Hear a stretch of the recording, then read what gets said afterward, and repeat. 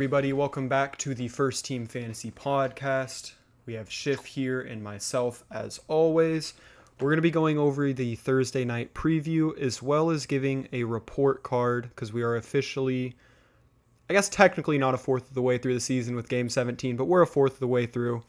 We're going to talk about some of the guys that have exceeded expectations and a lot of guys that have fallen short. But before we get into that, our Thursday night game is the Bucks taking on the Falcons in Atlanta. The over-under is 44, and the Falcons are favored by 1.5 points. On the Bucks side of the ball, even if it's a Thursday and even if the Falcons are known to be pretty solid against the pass, Baker Mayfield feels like a guy you have to start. He's currently the QB3. He's basically broken 20 points in 3 of his 4 starts.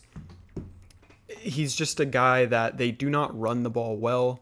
So, and when you have Mike Evans and Chris Godwin, it just feeds families. So I like starting Baker. I like starting Godwin and Evans.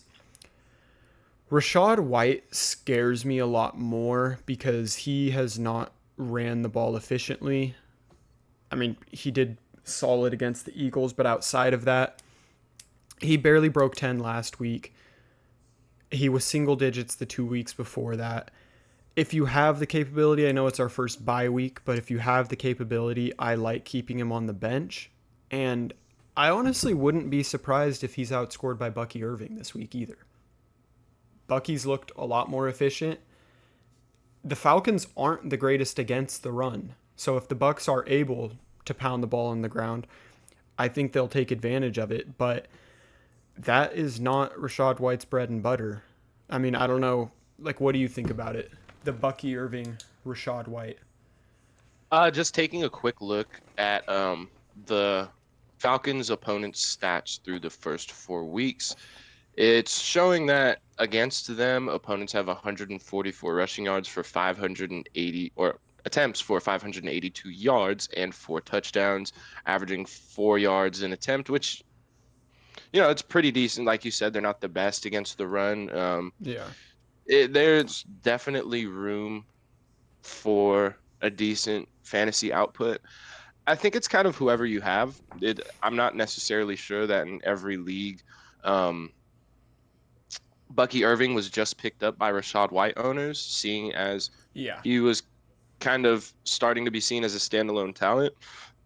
So I think if you're willing to play Rashad White, you should be just as willing to play Bucky Irving. Yeah. Um, Yeah. I think both of them are playable in this game. I mean, especially it's week 5. You're not going to have Monty or Jahmyr Gibbs or Saquon Barkley, Tony Pollard this weekend. It's a rough Uh, week. it's definitely rough. So I think like if one of your options is Bucky Irving, I'm not really hesitating to throw him in. Just Yeah. remember, if you've got one of these guys, as we always talk about, do not put them in your flex on a Thursday night. Yeah. But I mean, outside of that, obviously, I'm not throwing Kate Otten in. The Bucks defense, I am not throwing in, and Chase McLaughlin, he's gone double digits 3 out of 4 weeks. You want to throw him in? Go ahead. I'm not going to blame you for it. Yeah. One funny one, got to throw out there. I mean, it's more of a, I guess, much deeper leagues or like a DFS kind of dart throw type thing, but it is looking like, so taking a look at the injury report for the Bucks. Um, yeah, Mike Evans was limited today with a knee issue, but I think he'll be fine. Trey Palmer is not going to play in this game. Mm-hmm. He is concussed, and it looks like rookie Jalen McMillan is dealing with a hamstring, did not practice in their most recent practice. So it's looking like he's not going to play. Making for the wide receiver 3 for the Tampa Bay Buccaneers, Sterling Shepard. Yeah. Um, if you need, I mean, just where we're at, there's a lot of guys hurt, so on and so forth. He, in his first performance for the Bucks last week, he went 3 for 51. If he's going to be out there, I think this could be a competitive game. I'm not suggesting if you're in like a 10, 12 team league, go out there and flex Sterling Shepard. But if you're in a deeper one, so on and so forth, Yeah. He's a guy that's going to it's be out there. He's going to play, honestly, probably 80% of snaps because even Raheem Jarrett's on the IR. They don't have many other options. He's going to be out there dang near the whole game, I feel. yeah. So in short, this could just be a really huge game for Mike Evans and Chris Godwin. And honestly, I mean, well, I'd like to say Kate Otten should be a decent start, but every time I think in history that we've said that, Mm-hmm. he goes out and hurts us. So with that, we'll go over to the Falcons side of the ball. Just looking at their injury report, the first thing that really pops up, Bijan was limited with a hamstring injury in their most recent practice. Mm-hmm. Um, Obviously, I think you have to monitor it going into the game. If you have Tyler Algier and you have Bijan Robinson, it's going to be a good pivot if he doesn't play. Tyler Algier obviously gets all of the work with Bijan out, and he is a good NFL running back. Yeah. Realistically, if he were not on the same team as Bijan Robinson, there are a lot of different NFL teams that Tyler Algier would be the starter on. So definitely paying attention to that. And then Ray McLeod was limited with an ankle. So I mean, to me, that's just maybe more Darnell Mooney, and Drake London has honestly Drake London has been what we wanted him to be finally. Like he is a safe Yeah. option that I think is in every week. I mean, what you drafted him for is wide receiver one, wide receiver two on your team, but I think he's there. He is an every week start that I don't have to worry about. Um, Kirk Cousins is only getting better. And yeah, with that, him, Darnell Mooney, I think are great starts. Yeah. Um, if Bijan's out there, you're starting him. But one thing to pay attention to is the Bucks are looking like they're going to have Vita Vea back in the middle of their defensive line this week, Mm-hmm. which with him in there, it makes a huge difference. They're a lot better against the run. Um, so it's just something to note. Bijan might not have his best fantasy output should Vita Vea be playing. You're just hoping he's able to make up for it with the pass catching. Yeah. Um, I don't know if you could necessarily start Kirk at this point. I don't think there's much of a reason to, especially when there's quarterbacks like Geno Smith out there, who I believe is a better streaming option at this point. Yeah. Um, and then really, Young Wei Koo is an obvious start. The guy that I haven't mentioned yet, I don't think should be really mentioned at this point. Kyle Pitts does not need to be started. Kyle Pitts almost does not need to be rostered. If you feel like there's some trade value still and you can get something from him, by all means go shop him and see what you can get. But the week to do that would have been before this past week when he put up the goose egg, kind of like Mark Andrews. You're kind of looking to trade these players on name value alone in the hope that they can get something going throughout the season. But so far, I mean, he's seriously damn near drop worthy. But Yeah. I mean, it, we figured Kyle Pitts was going to be the second option in this offense outside Drake London. He's not even. it's He's not even the third. Ray McLeod has 22 targets through 4 weeks. Kyle Pitts has 15. Let alone Darnell Mooney. Let alone Bijan out of the backfield. I, I yeah. think this is the year officially after this year, unless something drastic changes. Kyle Pitts won't be going in fantasy drafts. At least nowhere near where he's been. Well, yeah, no, and especially it's like when it's like you could have waited and got Pat Fryermuth in the end rounds of your draft, and you would have been Mm-hmm. far happier. But this is something. It's not like it's a surprise. It's not like we're sitting here like the Mark Andrews situation, kind of Yeah. scratching our head, saying what happened. This is something that we kind of figured could be on the way. We've seen it before, and it is a new quarterback, but it didn't mean that it was necessarily going to end in Kyle Pitts' production. But yeah, like I said, you're starting Young Wei Koo, not starting Kyle Pitts. I'm hoping it should be a good Thursday night game. I mean, yeah, Yeah. it's early in the season, but first divisional matchup between the Falcons and Bucks. Currently, the team's sitting first and second in the NFC South, so hoping for some fireworks in this one. Yeah, Yeah. let's see what we got. But with that, I think we're going to move into our first quarter report card for the season. Mm-hmm. As all of you know, this has been a wild and wacky season through the first 4 weeks. Yeah. There have been a lot of upsets, a lot of injuries, and a lot of performances that we either didn't see coming or were absolutely just devastated by. Yeah. So I'm going to start it off with the quarterback play so far this year, where we have the best, obviously, rookie performance through the first 4 weeks in NFL history. Jaden Daniels coming in at QB1. Oh, and everything that we talk about, like for the rest of this show, we refer to a PPR format.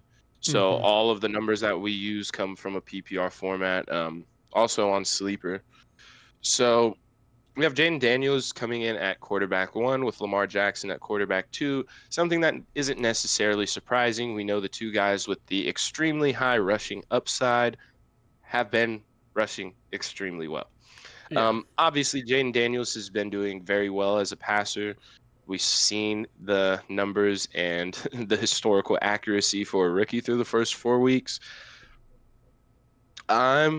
If one thing I think so there's leagues where, I've heard people say they have like Kyler Murray and Jaden Daniels. There's a league that I have Jordan Love and Jaden Daniels. Um, what do you think? Like, what are we doing with Jaden Daniels sitting here after the first 4 weeks, seeing how well he's done? Are we trying to sell high on that, performance, especially because a lot of times people drafted him as A a backup. second quarterback? Yeah. Yeah. I mean, I feel like that's completely up to you and honestly how the rest of your roster is constructed because yeah, you can either roll Jaden Daniels and he continues this through his rookie season, or you play a guy like a I mean, I guess Jordan Love's not crazy proven, but if you have another guy where you're like, I know he's going to finish, top 5, top 7 quarterback, and I feel safer with that, and you want to sell Jaden Daniels high to a guy that maybe drafted like a CJ Stroud or someone that's just not performing how they completely expected, I don't mind that either. I think that's completely up to the user. I do think if healthy, Jaden Daniels, especially with his legs, is going to be absolutely devastating to any team you're playing. So I think Jaden Daniels' upside is endless. It just all depends. I mean, I guess if you drafted him, you think the same. So I'd probably roll Daniels. Yeah, I agree with that. And I think as well, it depends on your the way your team is set up. Like if you you lost a couple receivers and you have two really strong quarterbacks, I don't think there's a point in rostering two like elite quarterbacks for too long of a period of time. You're gonna want to Yeah. get like some trade value back. So I think like whichever one you could probably get more for, in my opinion. Yeah. Um, But and then yeah, like we talked about Lamar, quarterback two, that's nothing surprising. Where it starts getting interesting is quarterback three and four. We have Baker Mayfield and Sam Darnold, two absolute pocket passers. Do not, I mean, what Baker had an 11-yard touchdown on the ground this year, but Mm-hmm. these are two guys that don't really use their legs, have been getting it done through the air, which is, we kind of were expecting to see like Dak or Josh Patrick Allen. Mahomes Yeah. for those type of Joe Burrow up here Yeah. for that style of quarterback. But no, it's Baker Mayfield and Sam Darnold. Um, as far as Baker's play, I think this is something that this isn't new necessarily. They went out and paid him. He's got good rapport with these guys. So as far as Baker, I don't have much hesitation as far as if it's a good matchup, and I think he's a wonderful streaming quarterback. There's plenty of matchups I'd like to get him in. Sam Darnold, it's hard to really say otherwise, because Yeah. 3 of the 4 matchups, I mean, okay, week 1 was the Giants. We naturally kind of want to write that off. Then they go out against the Niners, he performs well. That could, Yeah. there's fruit games here. Then he does it against the Texans and then in Lambeau. So at this point, I think we're looking at Sam Darnold, another really great matchup dependent streamer. I mean, Yeah. if we have a really good matchup for Sam Darnold, I'm not really hesitating to throw him in at this point either. Yeah, what are your opinions on our 3 and 4 guys? Baker Mayfield doesn't surprise me at all. He finished last season as the QB 10. He's currently the QB 3. Something to note: he does already have 2 rushing touchdowns. The most he's ever had in his career is 3. He is carrying the ball successfully at a much higher rate. That's giving him a couple extra points. And then it's the touchdowns. He's already got 8 touchdowns through 4 weeks. He only threw 28 through 17 last year. If the Bucs are scoring, it really has not come on the ground. It just hasn't. And their offense has looked good. I think Baker, I'm not surprised if he finishes top 5 on the year. I think it's more surprising as we keep going down the list. Some of the quarterbacks, I mean, certain situations, guys have lost weapons or weapons have been hurt for extended periods of time that just kind of have plummeted some of these guys' value. And Baker's been lucky enough to have his main 2 weapons be healthy. So I really like Baker. Sam Darnold, if he continues this play the rest of the season, I just don't know what to believe. I know he was on the Jets and the Panthers, so it was pretty poverty organizations, but Sam Darnold's playing at a level that I genuinely did not know he would even come close to. Sam Darnold's playing at a level where if he continues at something like this through the year, JJ McCarthy's staying on the bench next year. Like, Sam Darnold's been absolutely balling. So That or Sam Darnold earns himself a contract elsewhere. I just, yeah, that's fair. And One of those. the craziest part is they haven't even had Hawkinson, and Jordan Addison's missed time as well. So, Well, we saw how he did last week. He balled out. yeah. So I really like both of them. I think we're entering dangerous zones where if you're playing off namesake alone, so be it. But like on a week to week basis, I almost feel more comfortable starting Baker or Sam Darnold than like a Patrick Mahomes. Yeah, I mean, and it's kind of we'll get to Mahomes also. Currently the QB 15, but with guys like him and Stroud, I mean, I think Joe Burrow is kind of on the up and up at this point. Yeah. But even then, there's gonna be matchups where with guys like Burrow, Stroud, Mahomes, they don't really run. So there's no, even if like the offense is having a bad game with like Kyler Murray, who had a bad week last year. I mean, realistically, we're talking Kyler Murray's QB 10 right now, has given you 1 good week out of 4, but it's that rushing upside that they have that they can give you 40, 50 rushing yards a game, which is an extra 4 or 5 points. Yeah. That is so much more difficult to come by in the pass game when the offense isn't performing well. So it's just things like that where it's like, so Josh Allen coming in at QB5, uh, through one call that we made was Josh Allen not being a bust this year per se, but maybe he doesn't necessarily finish as the quarterback 1. You Yeah. take away Stephon Diggs and Gabe Davis, and well, I think through the first 3 weeks, there wasn't really too much of an issue. They Yeah. didn't necessarily struggle with the Cardinals, but they didn't beat them handily either. Cardinals are showing that they're not exactly the best team. Um, Remind me who the Bills played week 2. The No, they played Dolphins, the Dolphins in week 2, which they stomped him out.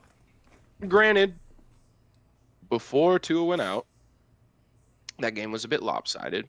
Yeah. But and then Tua goes out. It is what it is. They decimate the Jaguars, who have been playing awful football, and their defense has been very bad.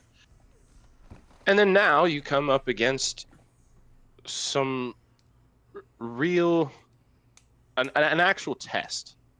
Yeah. And I mean, I think it showed. Them not Yeah. having a true alpha out there on the field, it really showed. I mean, granted, Keon Coleman had that one nice catch down the sideline, also had a really bad drop that probably would have got them another touchdown. Khalil Shakir caught a bomb. Khalil Shakir's not an alpha. He's a good wide receiver. Keon Coleman's not an alpha. He's a good possession receiver. And what, they have Mac Hollins out there too. Yeah. So, I mean, I think it's just kind of what we thought. Like, it's going to be a bit more difficult, especially if Josh Allen doesn't run the ball as much. And I mean, so far, through the first game, he had 39 yards on 9 attempts. Second game, 2 yards on 2 attempts, 44 on 6, and against the Ravens, 5 on 21. He had 2 rushing touchdowns the first week, and that's it. Yeah. So, I mean, he's sitting there right now, 2 performances under double digits. Obviously, I think he's still going to continue to be a top 5 quarterback. Not really concerned with it, but this is what we were talking about and looking out for. You Yeah. take away the first 2 options, and you're not going to see a whole bunch of those like 4 touchdown games he had against the Jaguars, in my opinion. Yeah. No, it's fair. It's concerning that 2 weeks he's been the QB1 and 2 weeks he's been the quarterback 28. So, and he plays Houston this week, but then after that you play the Jets, you play the Titans, and you play the Seahawks. Those are 3 really good secondaries, and you don't have Diggs or Gabe Davis. So yeah, like you mentioned, it's what we talked about. I mean, I'm giving Josh Allen, realistically, I'm giving him a B at this point because you drafted him as the QB1. He's currently the QB5. It's just one of those where 3 of the 4 guys that got taken, or 3 of the 4 guys ahead of him so far, Darnold and Mayfield either didn't get drafted or Mayfield maybe got drafted at the very end of your draft. Jaden Daniels was super late and Lamar was around the same time. But it's what we talked about. You know, Josh Allen isn't going to have a solidified QB1 season like we've seen, and it's kind of showed. So if you wasted a late third and early fourth round pick on him, you missed out on some really good running backs or wide receiver options when you could have waited. Yeah, and like we said, that being said, you're still going to get a top 5 quarterback out of Josh Allen. It's Yeah. just we didn't draft him to be a top 5 quarterback. You drafted him to be the quarterback 1. So when he's currently getting, outscored by about 13 to 15 points from Lamar and Jaden Daniels in total, Yeah. you're not really happy about that. I'm going to go kind of quickly through the next 6 through 12. But there's obviously some that I want to highlight throughout. We have Justin Fields coming in at 6, Dak Prescott at 7, Geno Smith at 8, Jalen Hurts at 9, Kyler at 10, CJ Stroud at 11, and Joe Burrow at 12. Those are essentially the quarterback ones in fantasy football through the first 4 weeks. The first one that I want to mention, especially with the recent trade rumors, Justin Fields. Yeah. He clearly has the starting job there. I mean, the first 2 weeks, kind of getting acclimated, not doing too much. He scores 11.94 points, 11.38 points. And then against the Chargers, he's asked to do a little bit more in a tighter game, 19.4. And then against the Colts, he didn't start off too well, but then he absolutely took over and almost came back and won this game. Mm-hmm. He's doing extremely well running the ball. Ran 10 times for 55 and 2 touchdowns last week. Also threw for, but this is the thing about Justin Fields. We were always talking about the arm, this and that. 22 for 34 for 312 yards and a touchdown. Yeah. the thing that I really wanted to highlight was the fact that before the season, the Steelers made it very obvious that they were willing to go out and pay what it took. You saw the money that they offered Brandon Ayuk. Mm-hmm. Now, I don't want to see it being a Ravens fan. You don't want to see it being a Raider fan. Neither one of us like Yeah. the Steelers. But realistically, this is a very real option for Devontae Adams to come to this team. And honestly, if he does, I think Justin Fields is Skyrockets, yeah. a wonderful option. I mean, right now, I think he's rostered in 60% of leagues. Um, I mean, I think just with if you were rostering Jared Goff as a backup quarterback, or if you just had a backup quarterback that isn't named like Jaden Daniels, it is very much worth going out and just getting the speculative ad. Yeah. If this team is to acquire Devontae Adams, that would be huge. Yeah. But a point behind him is Dak Prescott. I think Dak will finish in the top 5. He's had a couple weird games, but realistically, when they need to throw the ball, he has done a very good job. I'm not worried about Dak Yeah. really at all. And then we got Geno, who, like I said, very good streaming option. Jalen Hurts is going to struggle without his top options. Kyler, I'm not necessarily worried. I mean, I was I say that when I was hoping this past matchup against the Commanders was going to, Yeah. especially after that first drive. I mean, that first touchdown, everything's looking great, and then things just fall apart. But I'm sticking with Kyler. I'm not too worried per se because I know what he's capable of. And then Stroud and Burrow coming in at 11 and 12. Burrow obviously is just going to keep getting better. T. Higgins just got back, and that offense needs to score almost every single drive because their defense is so horrendous. Yeah. No, Gino, it's tough too because right here from like 8 to 12, is like 72.7 to 69 or 67.9. So we're talking like a 5 point difference between all these guys. So it's like, it's so close. It's hard to say who you like the most. Obviously, Jalen's been without Devonta Smith and AJ Brown for a couple weeks. So I think he has the highest upside of those guys. Kyler, it surprised me. He only ran the ball one time last week for 3 yards. He'd been averaging around 50 to 55 yards a game before that. CJ Stroud, This is really weird. yeah, the CJ Stroud one is weird to me because you've been without Joe Mixon. So in this past week against Jacksonville, he had a great game. He obviously doesn't offer you rushing upside. So with Mixon, like I think Stroud will finish right around that 10 to 12. But he was being drafted around that QB5, QB6. So he's another one that I think could finish a bit lower than what we figured he was going to finish. Yeah. The thing with him that just worries me is like what we talked about. It's like, okay, week 1 against the Colts, 18.6, not bad.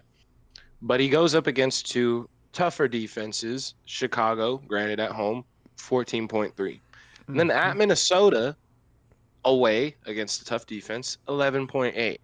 Well, in his next 3 games, now I know what we all saw the Ravens just do to Buffalo. The Houston Texans offense is not built the same way the Ravens is. Um, I'll just put that out there. Buffalo still has a good defense. I'm not, that's kind of a one-off for me.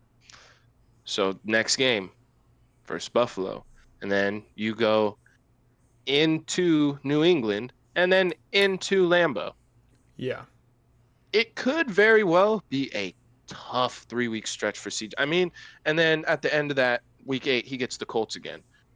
So we're looking at possible another month of mediocrity from CJ Stroud. And we're halfway through the year and he's sitting at like QB 12. Yeah. Yeah. So, I mean, I know I haven't really been consistent with my grading giving so far, but I think as far as like my grading on CJ Stroud, I'm gonna give him a C. Yeah, Um, that's what I was thinking. and that's a kind C because Yeah. it's kind of along the lines of what we were expecting. We'd hope for more because, he's one of the next elite quarterback talents in the league, yada, da, da, da. But, as far as where he was drafted, I'm going to go ahead and give him a C. Yeah. And then can't really put too much. And like, I'd say I'd give in C's to Jalen, Kyler, CJ, Joe Burrow, even though we know the Bengals cannot have a good start to save their lives. Still, for the first quarter, that's what you get. Dak, probably give him a B. And I think Gino gets an A. For sure. For sure. And Gino so does gets an Justin A for Fields. being, yeah, Gino and Justin Fields get A's. Josh Allen, we already talked about. Sam Darnold through Jaden Daniels, all A's. And then, oh, baby. This is the final discussion on court. I mean, you got Anthony Richardson down there, QB 20. Get better, bud. But Patrick Mahomes. A D minus, dude. And it's not going to get better. You've lost. No, They've lost a lot in that offense. yeah, it's starting to look like Patrick Mahomes is like a 15-point floor play at quarterback. Yeah. As crazy as that is, realistically, I mean, is anybody going to be dropping Patrick Mahomes? I don't think so. But I think we got to treat him like a streaming option. Yeah. He's not just matchup independent anymore, can go out. It's like that's not happening. That defense is too good. And they just don't have the playmakers out there. I mean, they're going to probably win a lot of close games and a lot of lower scoring games. And I mean, I know coming into the season, we're like the Chiefs' points are probably going to go back up, so and so. And then Pacheco gets hurt, and then Rashi Rice gets hurt, and we are 4 weeks into the season Mm-hmm. where Kareem Hunt is now the starting running back on the defending champion Kansas City Chiefs. So this offense has gotten a little wonky, but I think we're not going to be able to count on Patrick Mahomes as being that, you know, constantly winning you weeks. He probably won't kill you a lot and score under 10 points, Yeah. but realistically, I mean, you're not going to be able to expect too much out of him. There's going to be weeks where I think Geno Smith, Justin Fields, hell, Brock Purdy will be a better start some weeks. Yeah. I think just talking about him, kind of like we'll get to Mark Andrews here soon. It's a name value thing that we kind of have to learn to adjust Yeah. because we're so used to them being one thing and it's hard putting these guys on your bench. But if you want to win fantasy games, you have to adjust. Yeah. I mean, through 4 games, Mahomes has 6 touchdowns and 5 interceptions. His highest QB finish was week 1 against Baltimore. He finished his QB 12. Then it's 14, 15, 17. Now you have no Rashi Rice, who's they haven't said it, but he's probably done for the year. Hollywood's Yeah. done for the year. Pacheco's missing extended amounts of times. All of a sudden, your top 2 receivers are Xavier Worthy and Corvette. Juju's back. He's going like it. You're back to square one. Kelsey's another year older. You're having to throw him back. Kelsey's gonna have to step up. But Yeah, I think we did in this past week. yeah, We it's just saw more involvement from him, but what they wanted to do. They wanted to lean on Pacheco. They wanted to lean on Rice. You bring in Hollywood, to alleviate some of that. And all these guys are gone. You're back to square one. And it's just Mahomes is fantastic. He just genuinely does not have the weapons. Like you start to think about where you'd rank his weapons, like even in just like the AFC. Kareem, Xavier Worthy, Juju, and Travis Kelsey, that 4. They're towards the bottom of the barrel, realistically, of people with weapons. Like that's not very good. yeah, it's funny, like you hear the Chris Collinsworth always talking about how great Mahomes is and same with Tony Romo and everything. It's like this team is elite because the coaching and defense are. I'm not saying that Patrick Mahomes is not the best quarterback in the NFL, Yeah. but he isn't out there winning them games. Their coaching and defense is out there winning them games. Yeah. And I think it's kind of also reflecting in the fantasy. Um, so now we're going to go on to the running backs where we'll kind of move a little bit quicker because there's a lot more guys to talk about in this Yeah. category. We'll just go through. So basically, the way that it breaks up for the most part is you go by 12s since a lot of people play in 12-man leagues. So it'll be like your running back 1 through 12. Those will be the proverbial RB1s. And then 13 Yeah. through 24, so on and so forth. So our RB1s through the first 4 weeks of this season. Coming in at number 1, we have Alvin Kamara, Saquon Barkley at 2, Derrick Henry at 3, Kyron Williams at 4, Jordan Mason at 5, then Jonathan Taylor at 6, Aaron Jones at 7, Jahmyr Gibbs and David Montgomery at 8 and 9. Or Aaron Mm-hmm. Jones at 7, sorry.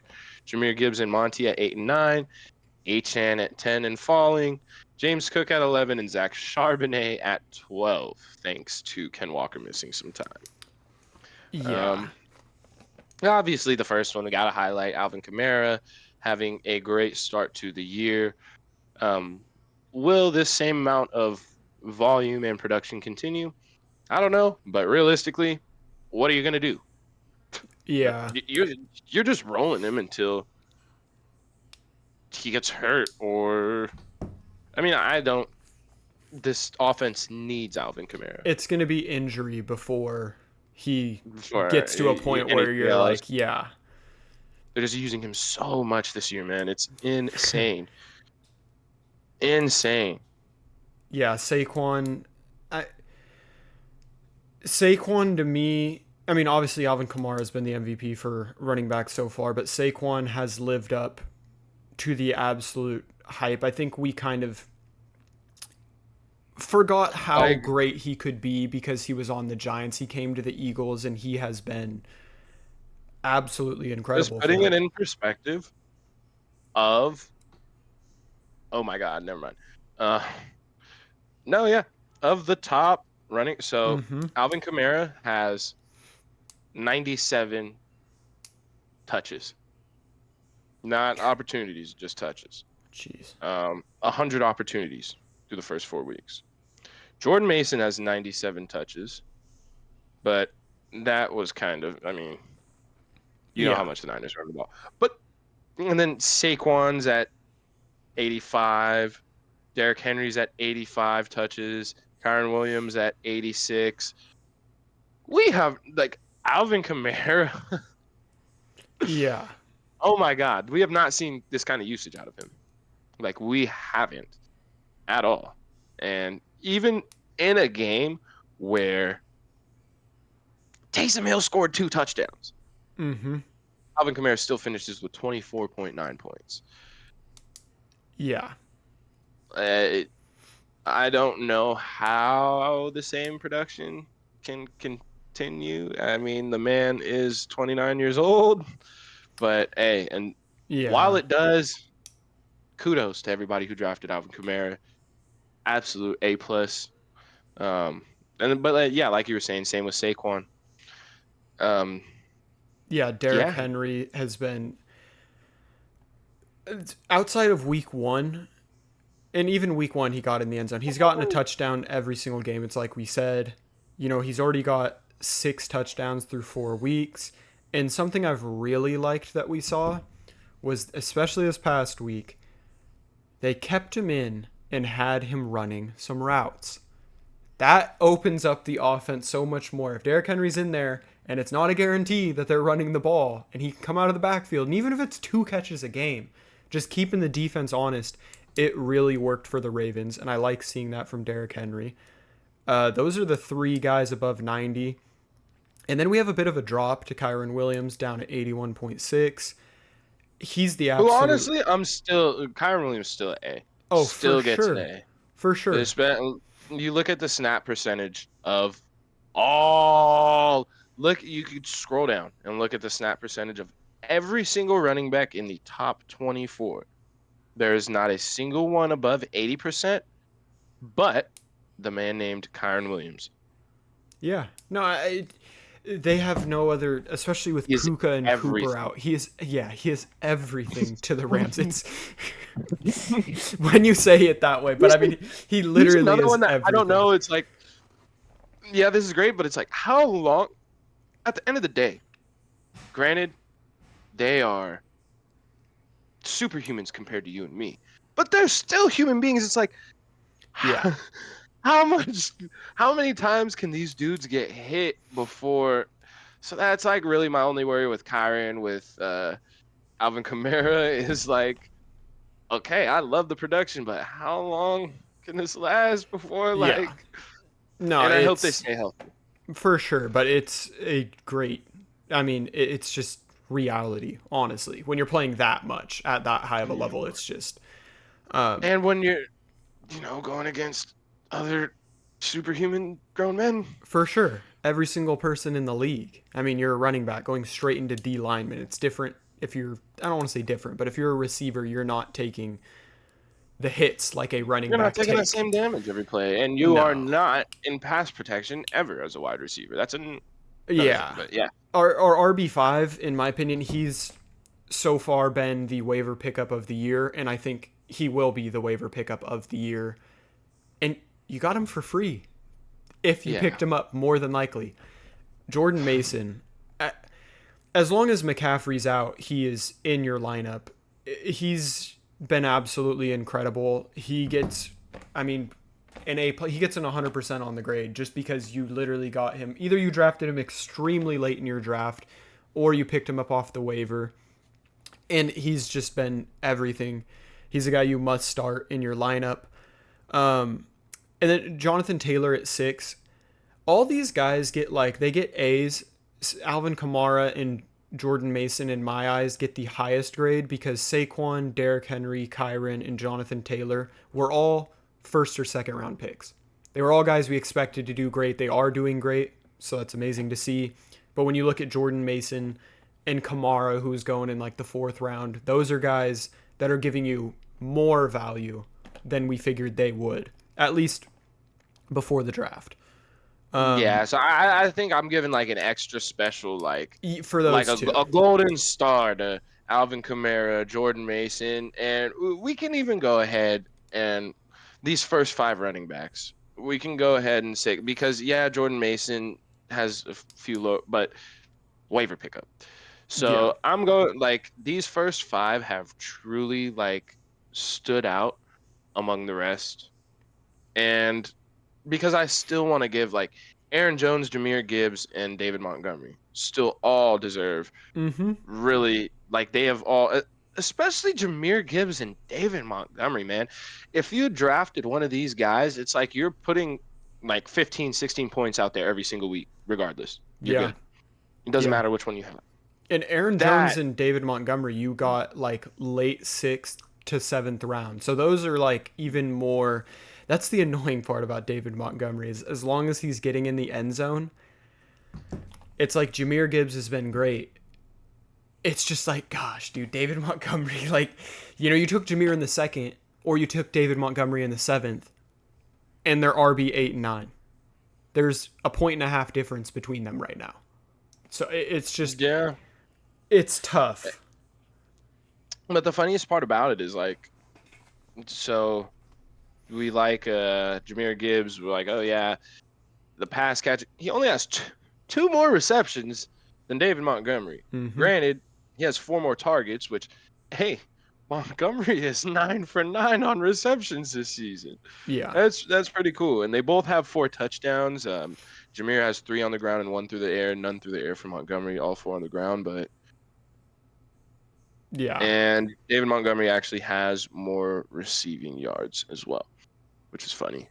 But they just I think this offense just knows what they are, knows who they are, and they are very good at what they do. It was finally, of all 4 games the Lions have played, they finally hit the over against the Seahawks.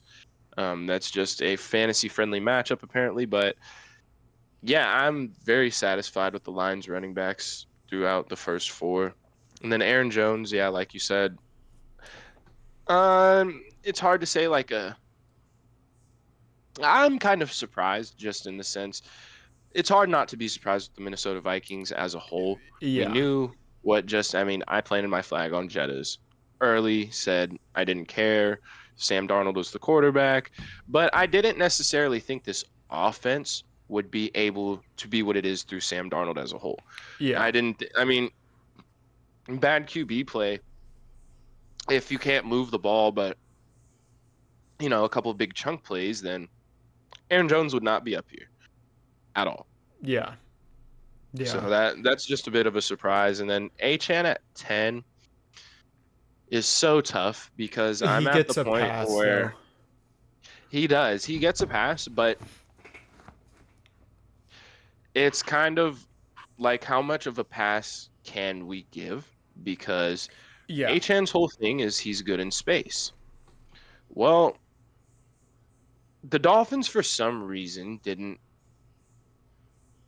seem to think there was a realistic possibility that they needed to worry about Tua getting another concussion. Hmm. Because they did not seem to care about rostering a decent, or at least trying to. Like, the Colts knew Anthony Richardson, maybe not injury prone, that might not be the best, but they know the way his style of play, so on and so forth, he's been injured before. They went out and got Joe Flacco. So they said, hey, look, we know that our team has a realistic chance to win, to be good. So if our quarterback goes down, we don't want to throw Skylar Thompson out there.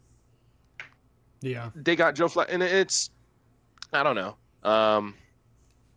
Just with that, they got Tyler Huntley out there again this week. With the Devon Achane, it just might become if the Dolphins lose too many games before Tua is eligible to come back, do they bring him back? And if they don't bring him back, it does not seem like this offense can operate without Tua. Yeah. It really doesn't. That maybe it was just because, I mean, Tyler Huntley, it's his first week with the team, so on and so forth. But Tyler Huntley has never thrown for 200 yards in a game in his career. Yeah. And I mean, you have Hill and Waddle to feed and Achan out the back. Yeah. I mean, you're not wrong. As long as Tua isn't there, it looks scary looking forward for Achan and really everyone on the Dolphins. Yeah, everyone on the Dolphins. For me, it's hard to start Achan because he can't run through the tackles. I think he had like 10 attempts for 15 yards. Um, it doesn't seem like it's like a concerted effort to throw him the ball when, I Yeah. mean, what difference does it make if, he's getting the ball 3 yards behind the line of scrimmage or if it's Reek or Waddle? But no, he's just probably of all of them the scariest one. Um, James Cook at 11 had an off week this past week. James Cook will be fine. Yeah. Zach Charbonnet is not going to stay up this high. Kenneth Walker, oh my God. You can't run on the Detroit Lions unless your name is Kenneth Walker. Yeah. What a guy. He's going to be great. Brees Hall um, had a tough past week, but I think he is going to be like he's not going to be your RB1 this year because of Braylon Allen. Yeah. And don't hear what I'm not saying. I'm not saying that Braylon Allen's going to eat into Brees Hall's role. I just think Braylon Allen is good enough that there is no reason to give Brees Hall any more work than he's already getting. Yeah. No, that's fair. Especially this team could very well. They're 2-2 right now. They could win that division. Um, and then Brian Robinson coming in at RB14. I mean, despite him being at RB4, I think he deserves an A For just sure. because he was one going extremely late as well and has been wonderful. Yeah. He has, oh my God, looked amazing. Chuba Hubbard also kind of deserves like at least a B because I think he had that poor outing in week 1 And then where he's been a very lot good of people were since. really iffy, but since then, yes, he's been very good to the point where I don't even know when Jonathan Brooks comes back how long it's going to take for him to get that role. If he even does, they might end up splitting it. It becomes a Mm-hmm. committee. Who knows at this point? Then you got J.K. Dobbins. Nice little resurgence. James Conner, Zach Moss, Tony Pollard, Bijan Robinson at 20. And then Ken Walker, Jerome Ford, DeAndre Swift, Devin Singletary finishing out the RB2s at 24. Yeah, Bijan's the most notable name. He's played every single game. He's only got in the end zone once. He's been above double digits every week, but he hasn't finished above the RB15 in any of his weeks. So for where we like Bijan in our league got drafted third overall. The other league I was playing in, Bijan went, I want to say second. So the expectations, no matter what, he was a first round pick. He's one of the first 3 running backs off the board. And he hasn't completely lived up to it. Now, the Falcons offense is still finding their footing. They did have a tough first 4 games against the run. You know, they played Pittsburgh, the Eagles, the Chiefs, and the Saints. Their next 5 look very nice against the run. So we can see, but as of now, yeah, I mean, I'm giving him like a C. Oh, yeah. You can't give him any higher than that. No. Like when you have Tony Pollard and Zach Moss, 2 guys that were like draft, when I think like rounds 8 or 9, something like that. I don't know at this point. I could go back and look, but being drafted around the same area, and both of these 2 guys, Tony Pollard and Zach Moss, didn't know going in. I mean, it was a speculative. You are choosing a side. You are either on the Tony Pollard, Zach Moss side, or you're on the Tyjae Spears, Chase Brown side. Yeah. Which, I mean, with both of these teams, I think it's kind of obvious who the starter at this point is. I think they're both still going to, like, I think at least Tony Pollard is going to be the guy throughout the year for the Titans. The Bengals is a bit tougher because that team actually has a shot at doing something and making the playoffs, and it does look like Chase Brown has a little bit more juice. But they're still using Zach Moss. Zach Moss is getting in. He's scored 3 touchdowns so far this year. Yeah. And yeah, I mean, he's gotten 70% of the snaps, 63 for Tony Pollard. So it's just disappointing to see as far as Bijan Robinson, guy we drafted, was one of the top 3 drafted running backs, regardless of what pick you took him with. Yeah. And just seeing 2 guys that you didn't even know if they were going to be the starter on their team currently sitting ahead of him, that's got to hurt. Yeah. I mean, Ken Walker. I mean, realistically, Ken Walker gets like a Ken high Walker will B finish. or an He'll A. finish. If he can stay healthy, because that's the only thing. Yeah. Only thing. If he can stay healthy, finishes top 5 running back. I have no qualms. He is so good at football. It's not even For sure. For like, sure. Jerome Ford's done his absolute thing, especially for where you drafted him. He's been very solid as the RB22.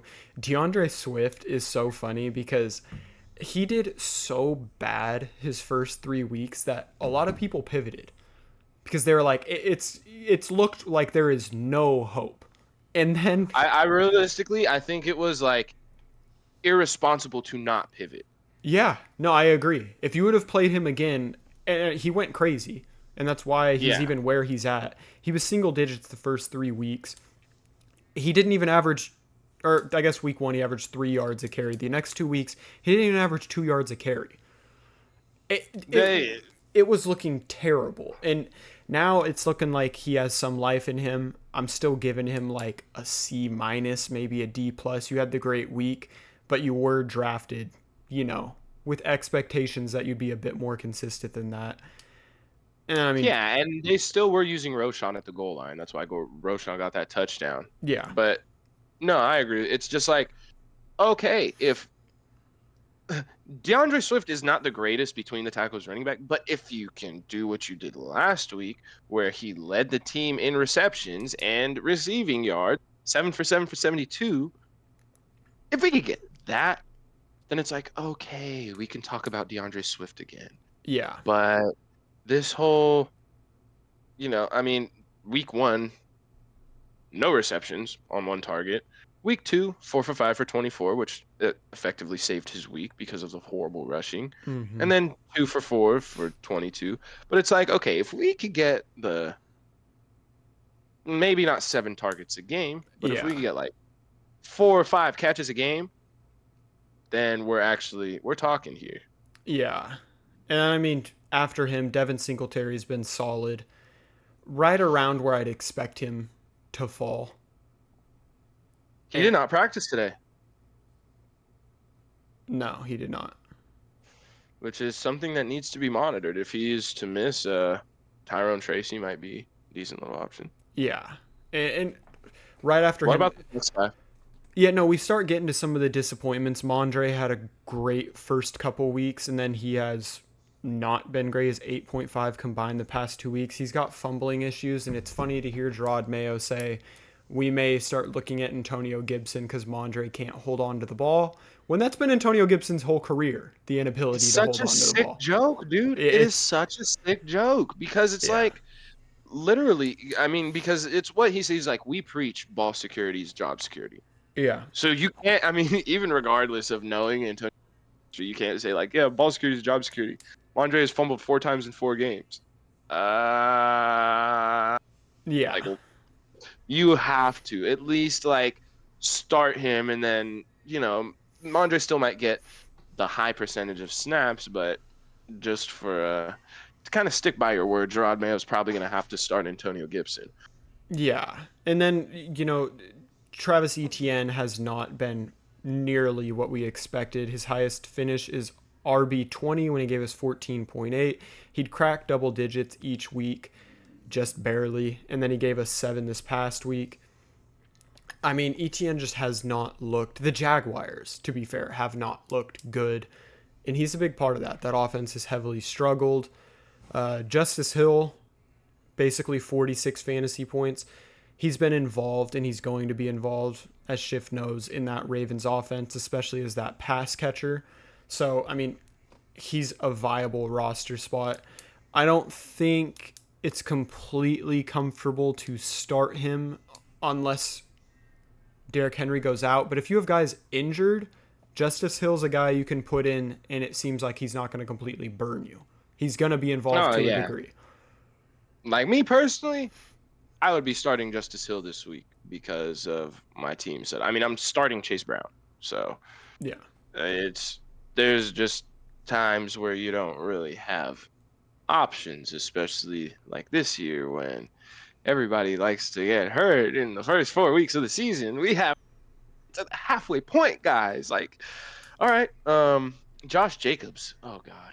He hasn't gotten in the end zone. That's a big thing for him. Like, he could, Yeah. if he even had 2 touchdowns, instead of being 28 on this list, he would be right around 21. And we'd still be saying it's a bit of a disappointment, but you know what I mean? He will get in the end zone. But so far, I mean, that's for sure a disappointment. 100%. And I mean, the worst part about it to me is he only has 7 receptions too. Mm-hmm. It's like on 10 targets. And yeah, I get it. It's the Packers, and they have this whole mentality that they want to. And granted, last week they get down 28-0 right off rip. It's not going to be a Josh Jacobs game. Yeah. But I mean, as disappointed as I am, there's not much you can do. No. You're really just starting. I mean, he's gonna get volume, and it's just kind of it's hurt because I drafted him very high. I know a lot of us did, especially with that news coming into the year about AJ Dillon not really being anyone else. And then Emmanuel Wilson has been decent enough to spell him. But hoping for better days. Obviously, get into the end zone a few times where he's gotten stopped at the one multiple times already this season. Mm-hmm. He's able to convert those, and this number looks a little bit better. And if he's able to get in, then obviously he will not finish as the RB28. Oh God, this next one. How are we going about the Raiders' backfield? I'm not starting either of them. And Yeah. like Madison's been solid, and like I don't want to harp too long down in this list, but yeah, Madison has looked endlessly better than Zamir White. Um, and like some of the big disappointments down here, like Najee at 30, Rashad White at 32 is incredibly Mm. concerning. And then you have like, like Joe Mixon, he's missed weeks. Pacheco, obviously serious injury, and then Yeah, the fact that Rashad White is only 3 spots ahead of Bucky Irving is yeah, and it's below 30. Like it's terrible from yeah. what we've seen. Rashad White was the RB4 PPR wise last season, and it's because of all his catches, and we just haven't seen it. Zamir White, the last guy I want to touch on because he has just been. And again, you didn't draft him to be like a starter on your team, but he was someone that a lot of guys picked as like either their RB3 or 4, and they're like, this is going to be a guy that gets volume. We saw what he could do in the last 4 games, and he has just not replicated it. He's another guy that has fumbling issues. He's fumbled it multiple times this season, and he's dang near reaching like drop worthy. Like he has been so his best fantasy finish is 6.8. None of his other 3 games are even above 5. It's been bad. It's been really bad. Yeah, we've seen some disappointment out of some players. And then, yeah, like I said, Chase Brown sitting there at 31, kind of. We'll see, like with him, and I mean, Braylon Allen, one that I also kind of. They're sitting here at RB3s, which is where I believe they are. Um, Kind of good flex options, so on and so forth. If you need to throw them in, I don't think they're ever going to zero you at any point this year because their teams do use them. But with that, we'll get on to the wide receivers. Yeah. Um, There's we'll some go. big surprise. Like, dude, sorry, not to cut you off, but there's some No, big, you're good. especially with the wide receivers. A lot of the guys that we drafted super early. I mean, what's crazy? It's kind of been the case at the running back too. Like McCaffrey's obviously been hurt, but like a Bijan, a Brees, a lot of the first round picks at receiver aren't Yeah, doing the greatest. and like there's other factors that play into it. You got the Dolphins, the quarterback play, so on and so Yeah. forth. But starting at the top, we got my boy Malik Neighbors sitting at 1, Mm-hmm. questionable this week with the concussion, but we've seen what this offense is going to do. We know what he is, which is a superstar that demands targets. He's going to keep getting them. He's going to finish in the top 12 wide receivers, if not the top 5. Yeah. Nico Collins at 2, looking amazing this year. We Yeah. knew he was the alpha going into this year, and he's just showing that. He's the best wide receiver on that team. Jetta's at 3, Jaden Reed at 4, which is great to see. We talked about coming into this year how they manufacture targets for him, they run the ball with him.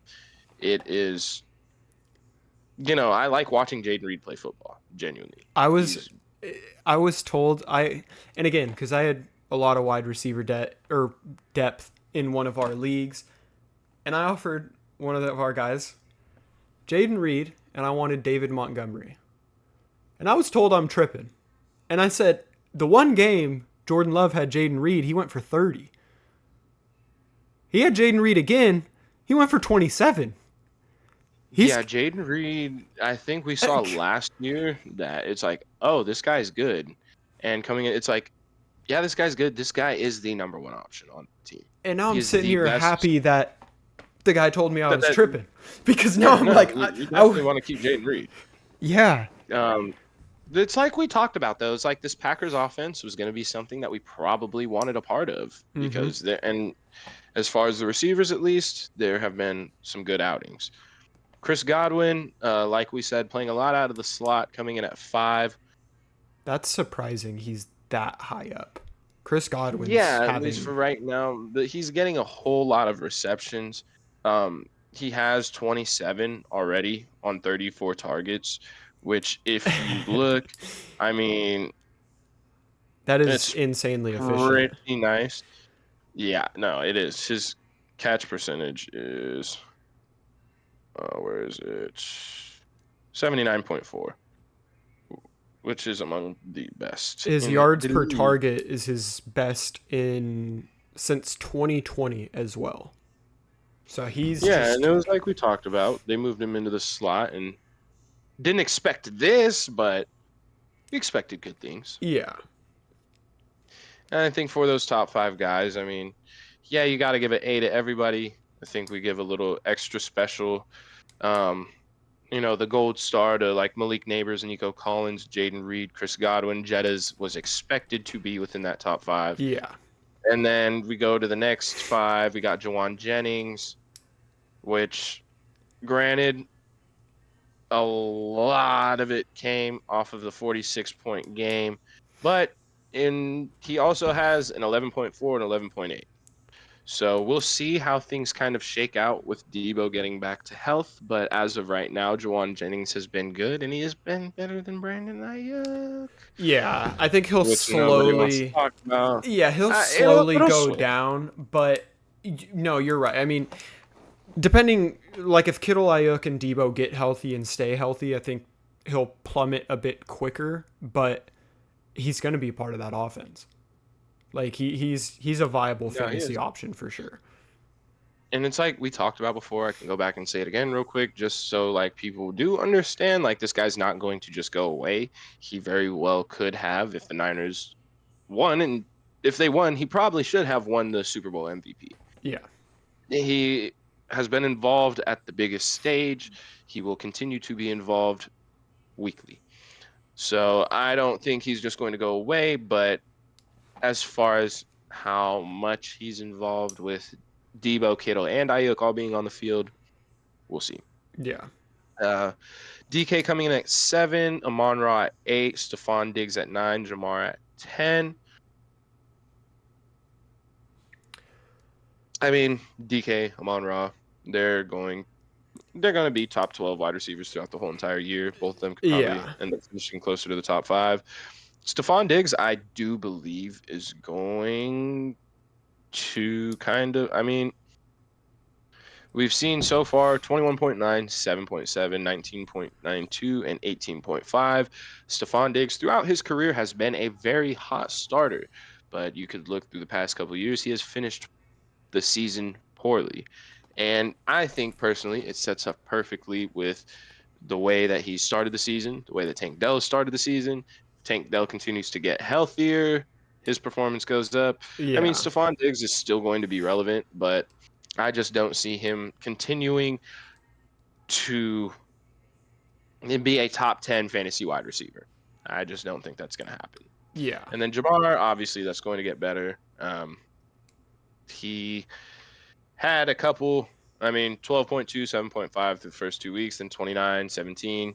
He's going to be fine. Rashi Rice at 11, probably done for the season, so not really looking at him. And then CD at 12, which I he think had, he'll increase a little bit. he'll be fine. Had the really weird game against the Ravens where he got 8.7 because he fumbled.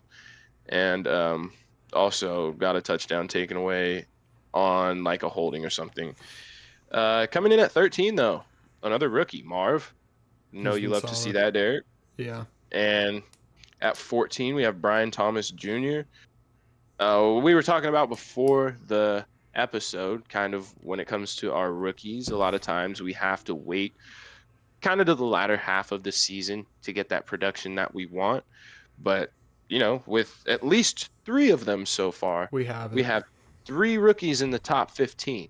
That's beautiful to see. If they could Yeah. continue this, then I mean, there were some definite hits in the draft this year For with those sure. guys like later.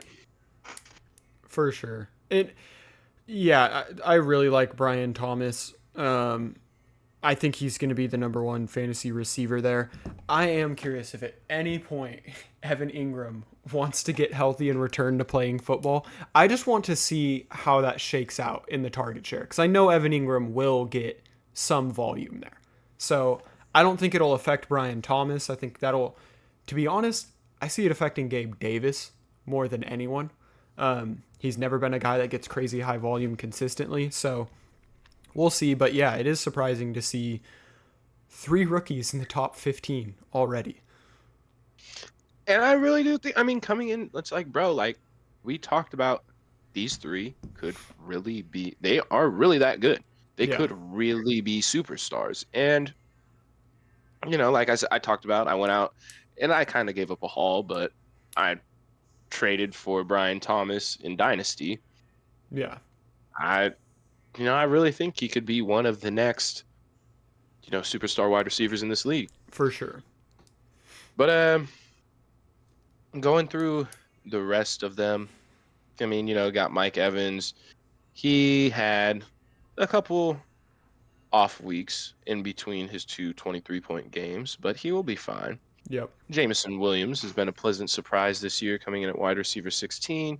Deontay Johnson, it's good to see him working with Andy Dalton. And then, of course, Allen Lazard is wide receiver 18 with only one single-digit performance so far this year. And He's a guy where if flexible. you're banged, yeah, if your team's banged He's up or bye flexible. weeks or whatever, you can throw him in. He won't completely burn you for sure. No, I mean, definitely. Just a thing, obviously, if you've heard the trade rumors, this is another team that Devontae Adams could possibly come to. That would quite Destroy obviously, Lazard's quite value. obviously kill He'd the be fantasy done. value of Allen Lazard. But I think as far as Garrett Wilson, that hope that he would That might benefit somehow, him. it might benefit him, but he's definitely not He has not the alpha. performed nearly, He's not an alpha wide receiver. for sure. For sure. If I mean, but he could end up, when all the attention is not on him. You know what? You're right. I think it might actually be better for him. Genuinely.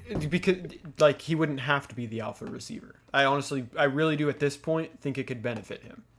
On thinking about it, I do agree with you. Yeah. Chris Olave at 19. Mm. He had a rough week one. He's been solid since then.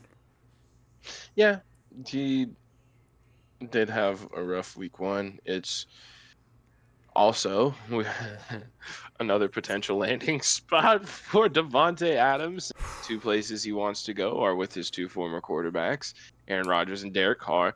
This one, if Devontae Adams went to the Saints, I think it would crush Chris Olave's. I agree. I I mean, agree. because then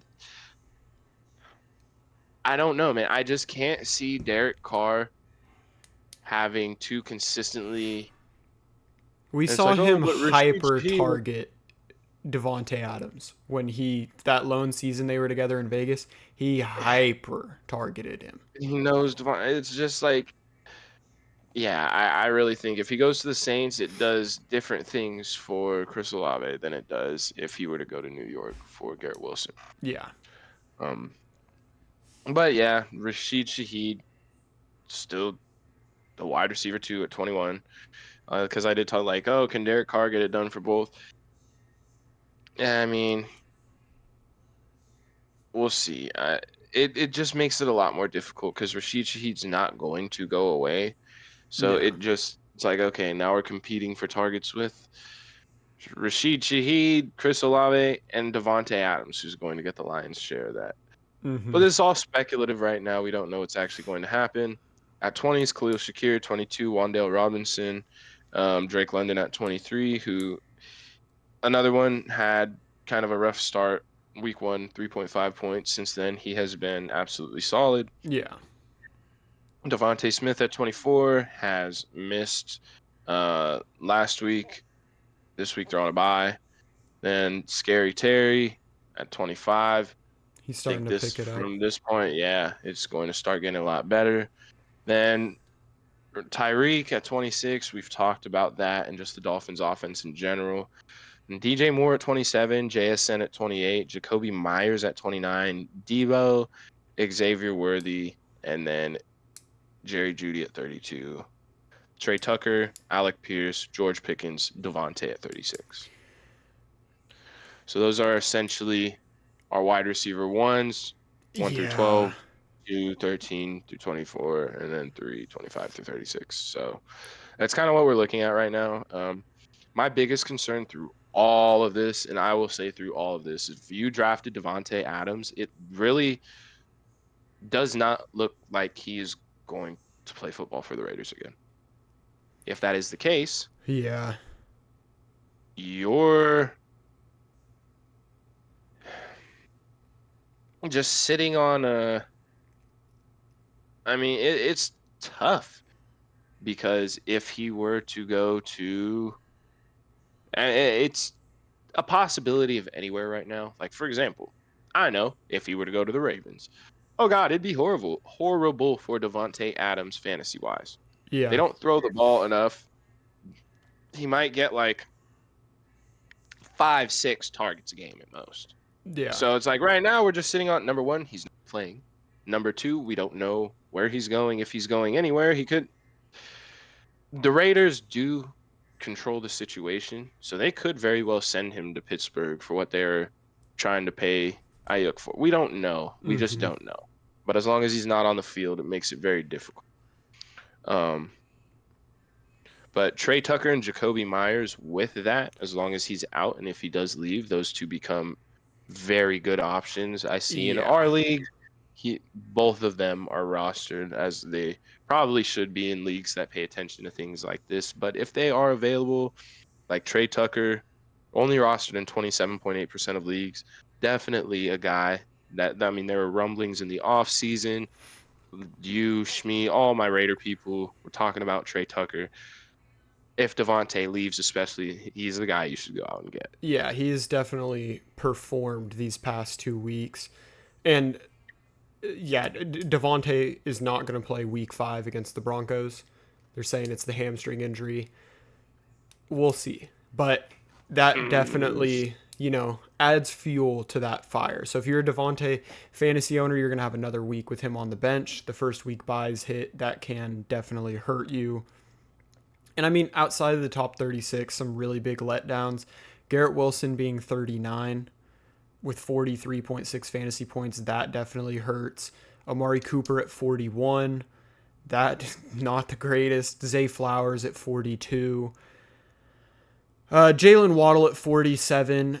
I mean, he's same thing as Tyreek. He's just feeling that effect. Michael Pittman's currently wide receiver 50. He did just have a pretty solid week.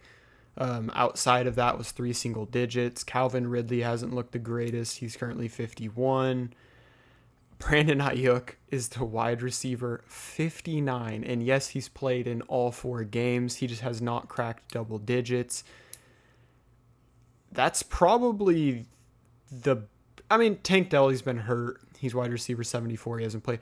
I would say, he only didn't play 1 week, but I would say Ayuk so far has been the biggest letdown for someone that has played every single week and drafted where they were. That really hurts you. Did you have any other wide receivers?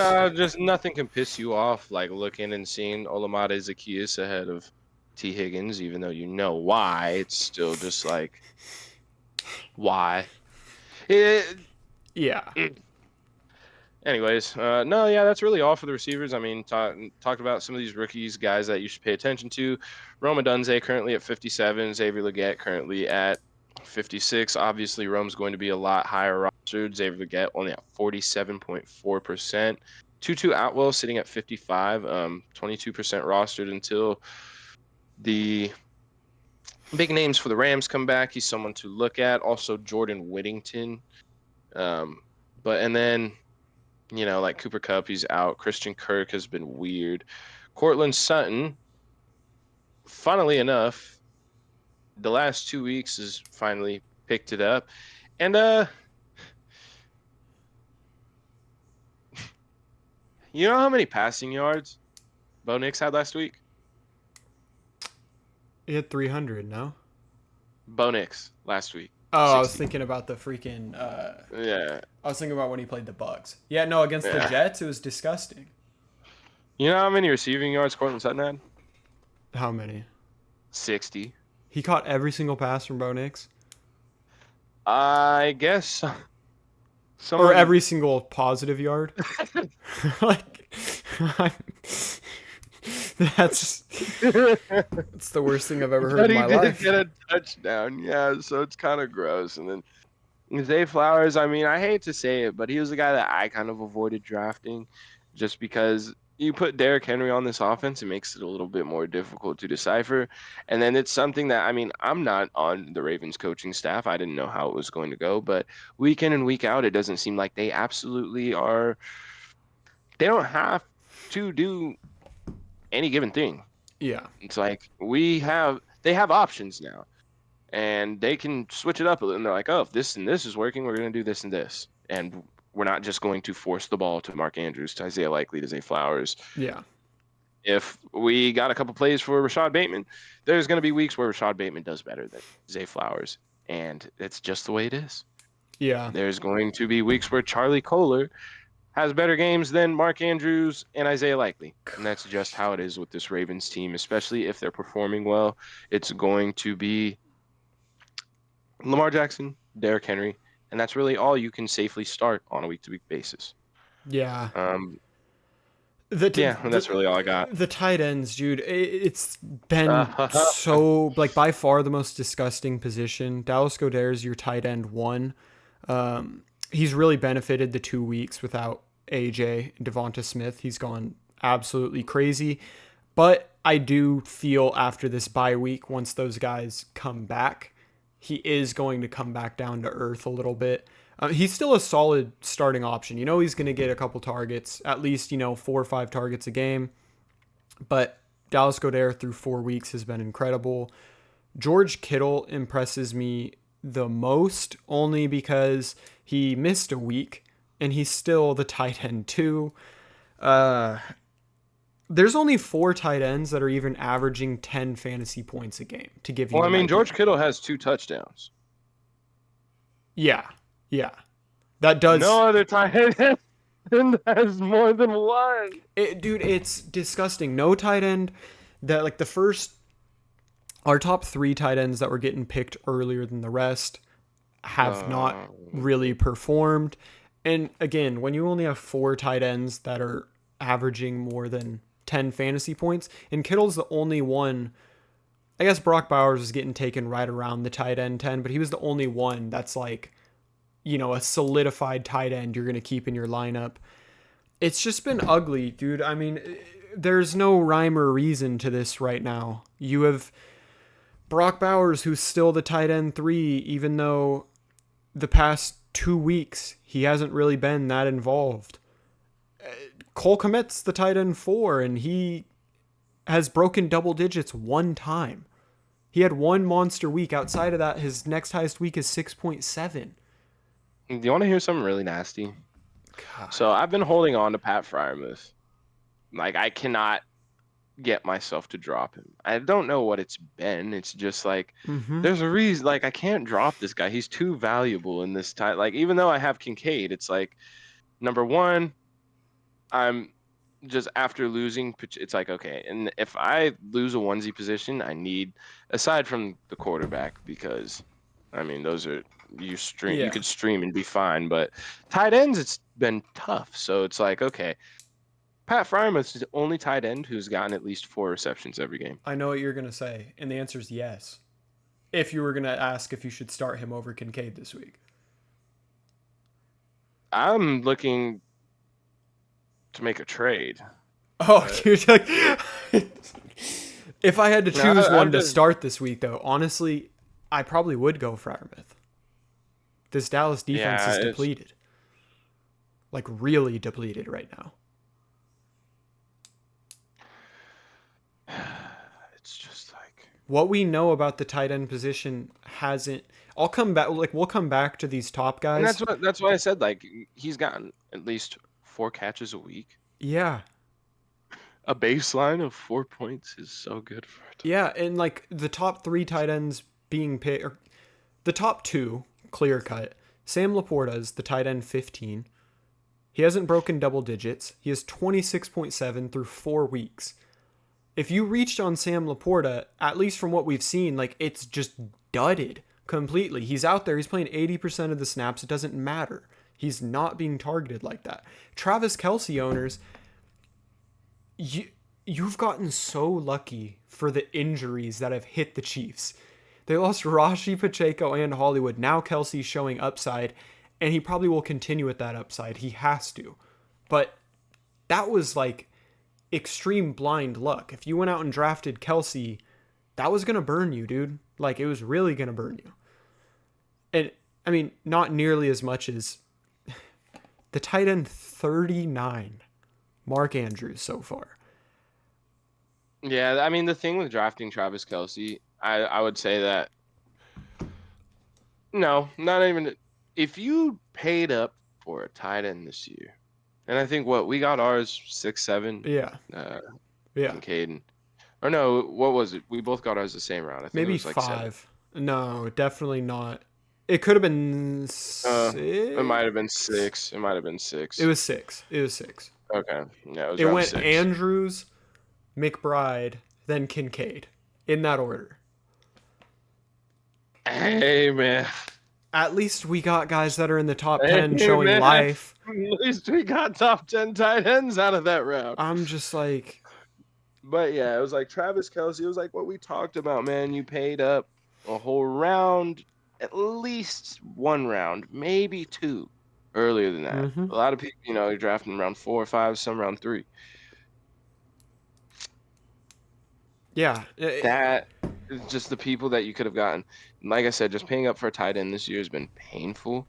But yeah, had you paid up for Travis Kelce or Mark Andrews, of course. I'm not avoiding this because he's a Raven.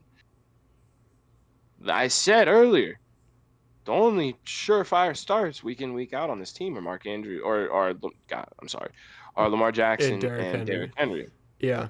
Mark Andrews I can't even say Justin Tucker at this point. No, for sure.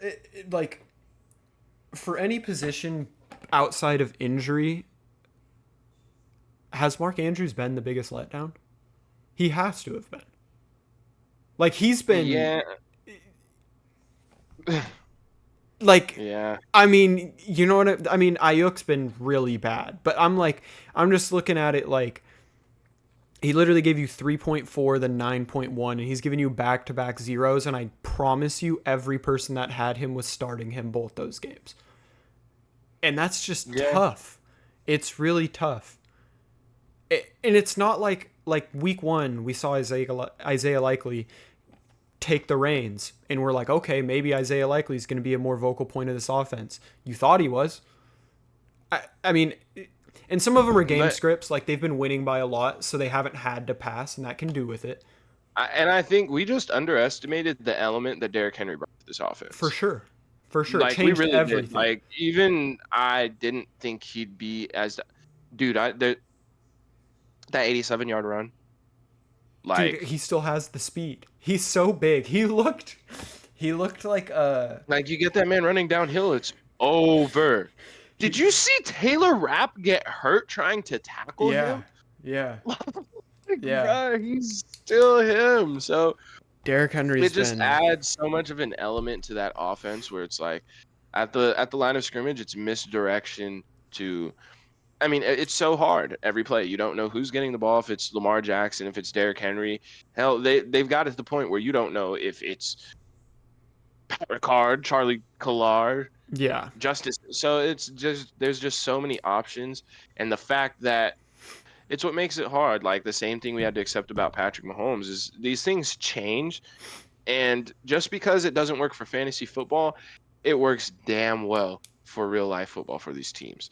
Yeah. For the Chiefs, we saw them post Tyreek Hill, their offense hasn't been as dynamic. Their defense got amazing. They won back-to-back Super Bowls, and they're currently undefeated. Yeah. So they Ravens, don't care. They don't care. They don't care. They really don't about our parlays and our fantasy. They don't. We are responsible for adjusting. Yeah. That is what we do, and that's why we're here for you guys. Yeah. But yeah, no, Mark Andrews has been a huge disappointment. Been playing real football very well, blocking, doing his job. I mean, helped spring that 87-yard touchdown, but he's not startable right now. And I think if he goes out and zeros us again, if you're in a shallow league, you're in a 10-teamer, drop him. Yeah. Yeah. Let that be someone else's problem. Same with Kyle Pitts. Drop him. Yeah. I mean, even Isaiah Likely, he had the 12 targets week 1. He's had 6 targets since then. He's given us 4.6, 1.4, and 3.6, and he's still the tight end 6 because he had a huge week 1. He's another guy that, I mean, I think he's still a guy you keep on roster for now, but he's another one I'm heavily monitoring. It's been so ugly. The next two, I mean, Trey McBride and Kincaid. McBride missed a week. He's still tight end 7. He's obviously a guy you're starting. Kincaid, the bright spot I'm giving Kincaid is he's gotten more targets every single week. He went from 2 to 4 to 5 to 7. He is going to be a part of this offense. But the Bills, at least through 2 weeks, kind of similar to the Ravens, have shown that their defense and potentially run game can dominate so much that they don't have to pass a whole bunch. And their pass catchers just feel that pain.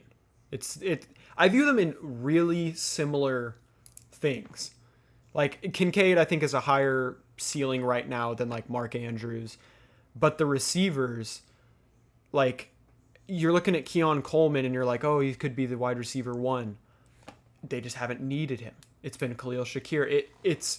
I think Khalil Shakir and like Zay Flowers have around the same value as of right now. Zay Flowers is a way better football player, but just how they go to work is so similar to me. It's scary with these Yeah, I mean, they're offenses. just not a necessary.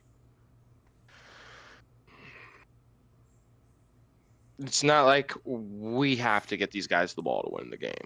They That's have other ways to win. They have other exactly. options.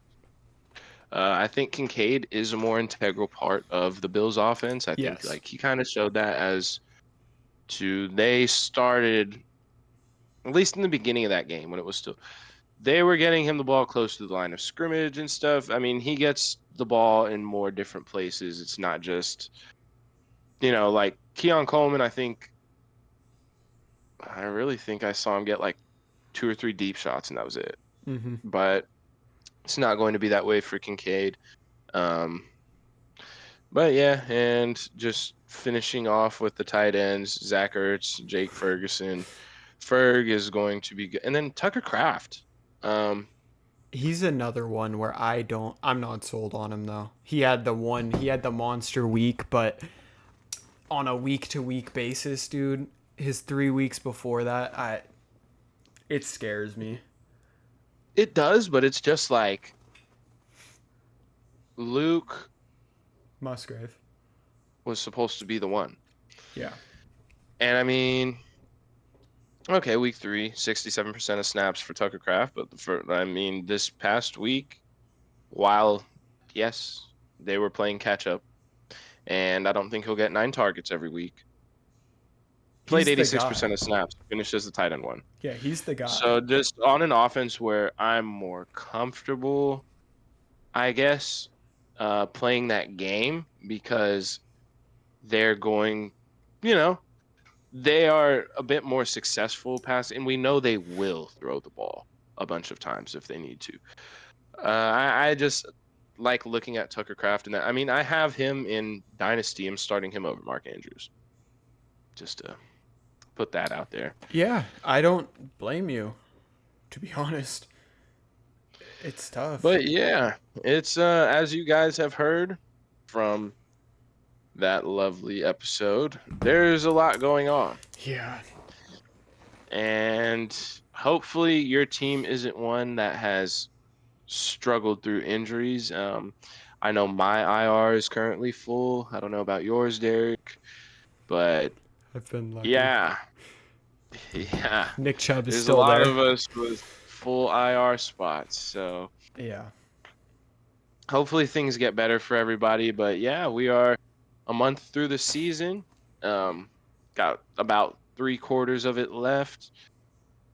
And hopefully it slows down a little. I don't want it to be over already. It is moving very It's quickly, it's it it's feels. moving pretty quick. I needed to slow down a little bit. Yeah. But no, it has been fun.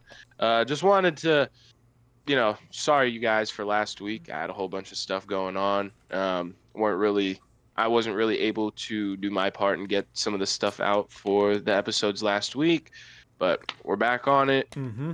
We're here for you guys. Going to do a better job of that, get our scheduling down. But we're here, and as you guys know, Yes. Derek, if you have anything to add. No, just as always, questions, comments, advice needed, drop it in the comments. We are here for you. And it's fun, man. It's fun getting to sit here and talk fantasy football. Honestly, what can be better, right? 100%. And, you know, hopefully we keep running this thing up, can do some great things with it. But it's all because of you guys. So, as we say every time, come back next time, take more reps with the first team. Yes, sir.